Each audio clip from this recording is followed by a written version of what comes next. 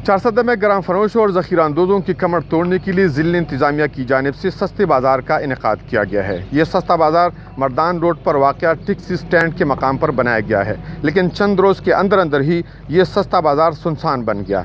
यहाँ पर आए हुए रोज़ादार गाहकों से जब हमारी बात हुई तो उनका कहना था कि बाहर की मार्केटों और सस्ते बाज़ार के अशिया खुर्दनोश की कीमतों में कोई ख़ास कमी नज़र नहीं आ रही, और जिस चीज़ के कीमत में कोई ख़ास कमी नज़र आ रही है तो उसके मयार पर दुकानदार असरअंदाज हो चुका है, जो इस सस्ते बाज़ार की नाकामी का बायस बना।